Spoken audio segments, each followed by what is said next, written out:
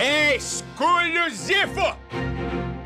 Hoje é o dia de revolucionar a matemática. Vou revelar de primeira mão, sim, primeira mão, um novo tipo de picareta. Para de brincadeira! Mostra ele de novo! Arrebentei, Renatinho! Picareta o quê? Picareta, tô aqui no celular, ó, mas eu tô estudando, tá? Picareta. Vou estudar aqui, então. Ó, tô estudando. Roda a vinheta.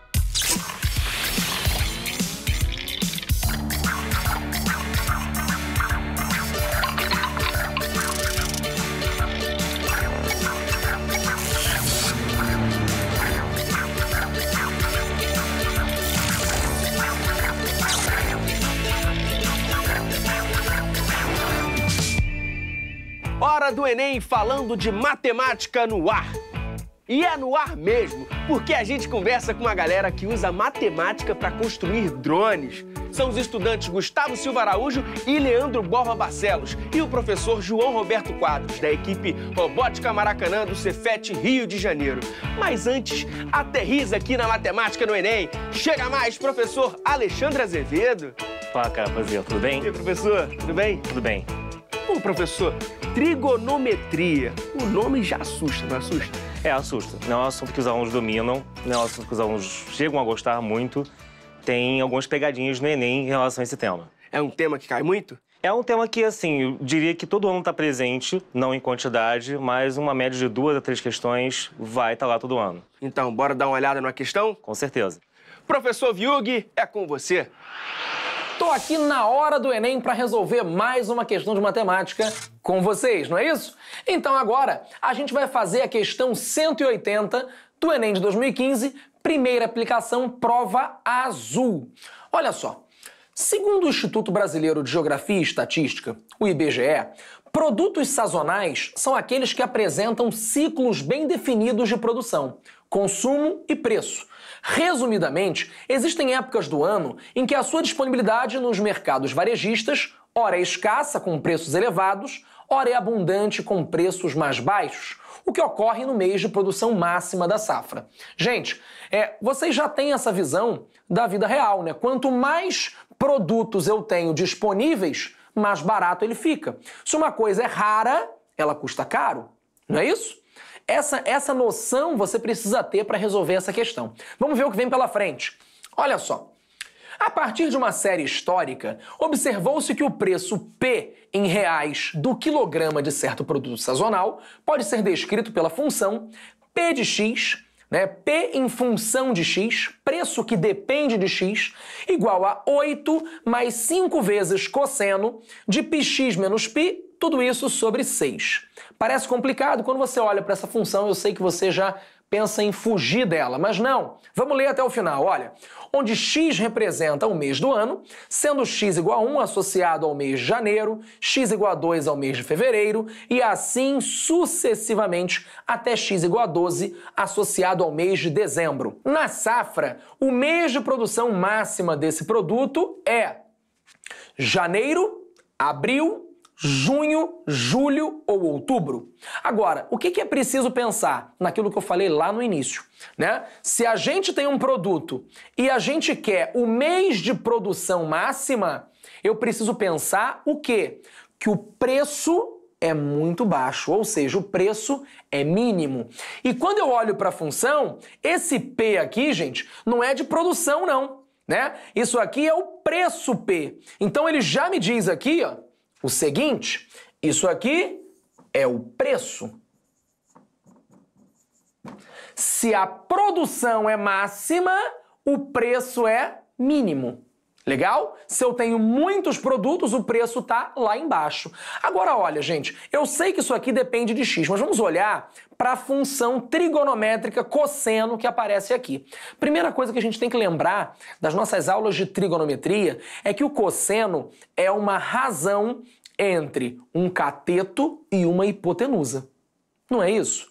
Ah, Vigo, mas nesse caso não é isso não. Porque nesse caso eu tenho uma função trigonométrica que tem variação mais ampla. Os ângulos não são só ângulos agudos. Eu posso ter um ângulo todo que eu quiser. Então eu vou colocar essa representação no ciclo trigonométrico. Sim. Então quando você olhar para o ciclo trigonométrico, vamos desenhar aqui, você tem um círculozinho assim e você tem dois eixos. O eixo do seno, que é vertical, e o eixo do cosseno, que é horizontal. Você tem que se lembrar que o valor máximo do cosseno é 1 e o valor mínimo do cosseno é menos 1. Né? Legal! E aí, olha o que acontece. Você vai ter essa variação para o cosseno. Você vai ter essa variação para esse pedacinho aqui. Você vai substituir o cosseno por um valor que está indo de 1 até menos 1. Se eu quero que esse preço seja o menor possível, eu preciso que o cosseno tenha valor menos 1. Mas viu que por quê? Pensa comigo. Se esse cara varia de menos 1 até 1, se eu colocar o cosseno valendo menos 1, vai ficar 8 mais 5 vezes menos 1, que é 8 menos 5. O preço mínimo é 3. Enquanto que se eu botasse o cosseno valendo 1, eu ia ter 8 mais 5, que daria 13. Ou seja, o nosso preço varia de 3 até 13. Eu estou interessado no preço mínimo. E para isso, o preço mínimo só vai ocorrer quando o cosseno for mínimo. Então, o que a gente precisa analisar agora é que o cosseno de πx menos π sobre 6 seja igual a menos 1. Isso aqui é o que a gente precisa para ter o preço que ele está pedindo. Tá? Agora, essa interpretação você só ia ter se você dominasse a trigonometria, tá certo? Feito isso, você agora vai se lembrar em qual momento, em qual ângulo ocorre esse cosseno menos 1. Como eu fiz o desenho no outro slide, vou fazer aqui de novo. Ó. Você tem a circunferência e sabe que o menos 1 está aqui. Ó. Ou seja, o ângulo, vamos fazer de outra cor para você ver, ele começa aqui. Aqui é o 0. Ângulo 0, ângulo 90, 180. Então aqui é 180 graus. Mas, Vilg, 180 não pode. Por que não pode? Porque aqui eu tenho um π. Eu sei que esse ângulo está sendo representado em radianos. Ih, Vilg, então quanto que eu vou colocar? 180 graus representado em radianos vai ser justamente π radianos. Então eu tenho que dizer que πx menos π sobre 6 vai ter que ser igual a π. Olha que bonito. Então agora eu vou fazer o quê? Resolver essa equaçãozinha básica. Eu vou pegar esse 6 e multiplicar cruzado. Daqui eu tenho que πx menos π é igual, não gostei desse igual não, é igual a 6π. Passando esse π para o outro lado, eu tenho πx é igual a 7π, e aí eu vou simplificar, ó, o π morreu, e encontramos que o nosso x é igual a 7. Viu, 7 é um mês. Que mês é o mês 7? Pensa aí. Janeiro, fevereiro, março, abril, maio, junho e julho. Será que tem essa opção? Vamos procurar nas nossas respostas. Julho deve ser a resposta letra D de dado. Olha que bonito. Tá? Legal? Um grande abraço e até a próxima questão, pessoal. Tchau, tchau! A gente acompanhou o professor Viug na resolução da questão 180 do Caderno Azul da primeira aplicação do Enem 2015. Era um assunto um pouco complicado, né, professor? Era. Em geral, os alunos já têm muita dificuldade com função de forma básica. Trigonometria é um assunto que se aprofunda um pouco mais ainda na matéria de função. Então vamos contextualizar o tema. Então, isso é um assunto que pode cair em vários assuntos, principalmente de física. Tem a ver com ondas, por exemplo, transversais. Tem a ver também com algo chamado de movimento harmônico simples, né? Que a sigla é MHS. Tudo quanto é movimento periódico, que se repete em intervalos parecidos ou a um mesmo intervalo, pode ser caracterizado como um seno ou cosseno, por exemplo. Eu acho que isso ficaria legal a gente ver, então, aqui na lousa, né? Opa, pra ter uma noção. Bora, vamos ver, então, isso? Bora. Então, na verdade, assim, quando o aluno vê em física essa parte de seno, ele às vezes nem tem noção de que isso já é o grafo de um seno. Mas uma onda transversal tem como característica que se sobe e desce aqui. E repara, é como se tivesse, por exemplo, indo até aqui e pudesse, por exemplo, no Word, em qualquer programa, imagina que eu vou recortar e colar eternamente isso para a direita o tempo todo, tá? Eu sei que até aqui é o formato padrão dessa onda, desse gráfico, e se eu começar a recortar e copiar eternamente aqui, eu vou ter o gráfico completo da função. Basta isso aqui para eu ter o formato inteiro, porque todo o restante vai ser bem repetitivo, tá? Então, ele em física vê equações como V igual a lambda F, vê, no caso aqui, o comprimento da onda, onde o mais importante é que o comprimento da onda tem a ver justamente com o tamanho da repetição que ele vai estudar, e o gráfico do seno também tem uma repetição, que a gente chama de período, que é de onde eu tenho um ciclo começando até ele terminando, para depois começar tudo de novo, tá? Então, em várias aplicações também a gente vai ver isso. Existe também, quando cai para a faculdade, na engenharia ou até mesmo dentro de medicina, um gráfico que é um gráfico parecido com esse, só que a gente chama de amortecido, que já não é muito bem de um seno, mas o estudo do seno, num primeiro momento, ajuda ele a entender o gráfico que vem depois, que é, digamos, com a amplitude que vai diminuindo ao longo do tempo. Então, ele ter visto aqui primeiro vai ser útil por vários motivos mais à frente na vida dele, caso ele siga principalmente essas carreiras que eu citei, né? O professor Viug já deu o caminho das pedras. Ele disse que é mais fácil estudar trigonometria pelo círculo trigonométrico do que pelos triângulos retângulos. Mas explica, qual é a diferença exatamente? Na verdade, quando o cara vê isso no primeiro ano, que é onde geralmente essa matéria é dada, ele começa como uma primeira introdução, uma parte mais básica, porque não é um assunto tão light para o aluno, a ver no triângulo retângulo, mas ele se restringe mais a valores positivos do seno e cosseno. Quando ele vai começar a ver a matéria de forma mais ampla, aí ele vai para o círculo trigonométrico. Isso é parecido com quando no ensino fundamental o professor vira para ele e fala, olha, não existe número negativo. E de repente vira o ano e ele fala, tem número negativo. É para o cara conseguir melhor assimilar e aceitar aquilo de uma forma mais cadenciada. Então, por exemplo, nessa questão que o Viug comentou, o que acontece é que num triângulo retângulo, como ele está sempre lidando com divisão entre lados, né? Como o seno de um ângulo, por exemplo, vai ser a divisão... Aí, bugou aqui. Vai ser a divisão, no caso aqui, entre um cateto oposto à hipotenusa, você está dividindo lados que são sempre valores positivos. Então, ele nunca vai enxergar algo negativo aparecendo. Mas quando ele vai, por exemplo, para o círculo trigonométrico, isso é um círculo que cai com frequência no Enem, tá? Às vezes a questão nem fala em trigonometria, só é uma questão normal de geometria plana, em que ele fala que o círculo é um círculo trigonométrico. A pessoa não tem noção de que é um círculo cujo raio vale sempre 1. Isso é importante, tá? Que é para poder padronizar o cálculo de seno e cosseno lá dentro. E quando você vai estudar um movimento harmônico, por exemplo, é tipo aquela questãozinha que eu tenho um bloco, uma mola, no caso, presa a um bloco, você vai puxar esse bloco, ele vai ficar o tempo todo indo e voltando. A pessoa vai desconsiderar que existe atrito, ou com chão ou com ar. Então, se não tem atrito, ele meio que ficaria eternamente indo e voltando sem gasto de energia. Se você põe o movimento dele projetado, no caso do círculo, você vai ver que o gráfico, quando começar a desenhar, vai se assemelhar a um seno ou cosseno, tá? Todas as formas de harmônico estão ligadas a isso. Em alguns colégios, mas isso é dado, e também na engenharia, por exemplo, é dado. Em outras ciências também. O professor também falou de radianos. Explica pra gente. O aluno está mais acostumado a medir o ângulo em graus. É um hábito dele. Mas em provas de vestibular, o Enem, por exemplo, eles tendem a colocar mais em radianos, que é uma outra unidade para você medir um ângulo, tá? Existe uma relação que 360 graus, que é uma volta completa, são a mesma coisa que 2π radianos. E a partir daí, ele, por uma regra de 3, consegue converter de uma unidade para outra. É importante ele não desprezar isso, porque ou a maioria esmagadora das questões que caem, envolvem isso. Inclusive a questão que foi aqui comentada. Então, professor, 360 graus são sempre 2π radianos? São sempre 2π radianos. E a partir daí que ele, por uma regra de 3, acha os demais ângulos. E dá para representar essa função no círculo, professor?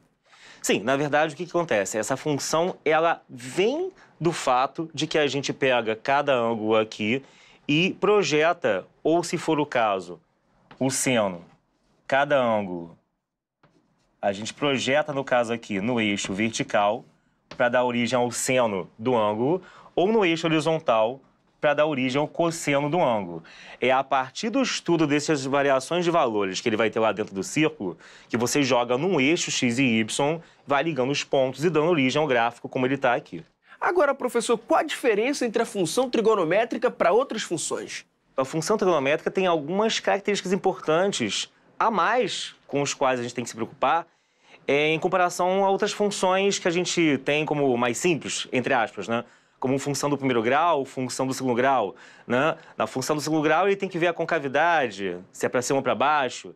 Na função trigonométrica ele tem que se preocupar, seno e cosseno, com a imagem, o período, que é o intervalo de repetição, e a imagem, que é meio que um intervalo de um mínimo a um máximo, onde a função varia. No caso aqui, o que acontece é que se for um seno, somente seno de x, isso aqui ficaria variando entre -1 e +1, tá? Claro que isso pode ser alterado por alguns fatores, mas um seno, se eu tiver a função y igual a seno de x, o que vai acontecer aqui é que ela tem a imagem, esse intervalo de variação, entre o mínimo e o máximo, variando entre -1 e +1. O cosseno é a mesma coisa. O cosseno é basicamente o seno meio que empurrado um pouquinho para a esquerda ou para a direita, né? Com atraso. E se eu quiser saber um pouco mais sobre o assunto? Bom, aí tem vários locais, mas eu sou meio que tendencioso a falar. É uma plataforma que a gente está começando, que é chamado de Fábrica D. E nela a pessoa tem várias coisas, ela é gratuita ainda, que é fabricad.online, onde ele vai ter acesso a aulas sobre isso e muitas outras coisinhas. Bom, muito obrigado mesmo pela sua presença e volte. Tá bom, um abraço. E falando em matemática, você já pensou em como ela pode ser útil para construir robôs e drones? É isso mesmo! E quem explica isso é a equipe Robótica Maracanã, representada pelos alunos Gustavo Silva Araújo, Leandro Borba Barcelos e coordenada pelo professor João Roberto Quadros. Seja bem-vinda, equipe! E aí, tudo bem? Tudo bem. Sejam bem-vindos. Obrigado. Sejam bem-vindos. E aí, vocês vão participar da competição Fórmula Drones. Explica para quem está em casa como funciona. Basicamente, é uma competição em que vai se juntar várias equipes de diversas escolas pelo país. Tem o objetivo de construir seus drones e completar algumas missões. Uma delas é manter o drone estável, passar pelo túnel e pegar um objeto em um lugar específico. E onde fica? Onde rola essa competição? Essa competição ela vai ser realizada em Minas Gerais e em Itajubá. Maravilha. E aí, professor, como é que tá essa tensão? Como é que tem auxiliado os alunos? Os alunos são brilhantes, para começar. Eles pegaram um desafio muito grande, né, de uma coisa nova que eles nunca conheciam e começaram a montar o drone, porque a competição ela tem esse negócio. Você tem que criar um drone, montar esse drone, prepará-lo para cumprir essas missões. Então, todas essas etapas eles foram cumprindo aí, vencendo esses desafios e estão transformando o drone em operacional para que ele possa ser vencedor nessa competição. Vem cá, por que vocês decidiram participar da disputa? Eu sempre me interessei pela robótica, eu já participava de outros anos em outros torneios juntos com o professor Quadros. Então, eu vi como o drone estava crescendo no mundo, eu pensei, por que não entrar nessa competição também? O meu interesse ele foi quando eu entrei no curso técnico de mecânica e também quando eu comecei a frequentar algumas aulas sobre eletrônica. E assim, nessas aulas eu comecei a ter interesse por robótica. Essa equipe de robótica, na verdade, é um projeto de extensão lá do Cefet, né? Ela começou em 2014 e focou primeiro uma competição chamada Olimpíada Brasileira de Robótica, que já roda há muitos anos. E a gente foi convidado pela SAI Brasil para assistir uma conferência sobre drones e eles comentaram, olha, vamos fazer uma competição de drone no ano que vem. Eu falei, bom, vamos entrar nessa. E os alunos toparam o desafio. E como a matemática e a robótica se relacionam? Bom, basicamente, se não existisse a matemática, não teríamos a robótica. Assim, a matemática, a gente teria um robô cego andando por alguma sala, batendo pelas paredes. Então, a ligação entre elas é eficaz para ele possa se orientar e andar por aí. E o conteúdo do curso técnico também ajuda? Sim, com certeza. Todo o conhecimento que nós aprendemos no técnico, a gente consegue aplicar diretamente no drone. Eles, na verdade, não só aplicam a prática do que eles aprendem no curso, como eles também aprendem novas perguntas. Que eles vão mexendo, aí vê, pô, como é que é isso aqui? Aí eles voltam para a sala de aula e trazem para o professor. Professor, como é que funciona isso? Como é que é isso? Não sei o quê. Então, o drone funciona como, na verdade, um elemento didático, né? Lúdico, né? Didático, para que eles possam exercitar aquilo que eles estão aprendendo no curso técnico e buscarem com os professores novas informações. O professor falou que vocês tiveram etapas de construção. Como foram essas etapas? Como estão sendo essas etapas? Nós nos juntamos, nos reunimos com interesse na competição, que é a Fórmula Drone, e como nós temos diversas áreas para trabalhar, dividimos em comissões. A comissão de mecânica, que ficou na parte da montagem, eletrônica para conectar os circuitos e a parte de programação. Programar todo o drone, a movimentação, os controles. E aí, estão ansiosos para competir? Bom, a gente está até que bastante ansioso. Durante esses 4, 3 meses que a gente tem trabalhado no drone, superando cada problema, tem sido uma grande felicidade. E a cada dia que chega perto da competição, então... E também a nossa primeira experiência, né? Então, eu acho que isso com certeza influencia na ansiedade. Com certeza eles estão, mas eles estão vencendo essa ansiedade muito bem. Eles são brilhantes nesse ponto. Está sendo uma experiência de amadurecimento para eles também, porque é uma coisa de um projeto novo. Eles estão aprendendo empreendedorismo, buscando verbas e coisas desse gênero. Então, nesse ponto, eles estão sendo 10. Professor, agora é com eles. Depois do ensino médio, vocês querem continuar trabalhando com drones? Quero muito continuar, principalmente, como eu disse, eu me interesso muito pela robótica e quero seguir a área de inteligência artificial, que é algo que me fascina muito, tenho estudado bastante recentemente sobre isso. Eu, particularmente, também pretendo seguir com a área de robótica, drone, e está também relacionado à minha possível graduação, que seria de automação e controle. Vocês prestaram o Enem? Eu já prestei. E aí, como é que foi? Fiz o Enem no primeiro ano do ensino médio, eu fiz como experiência, e eu não tinha muita bagagem, por não ter conhecimentos do segundo e terceiro ano.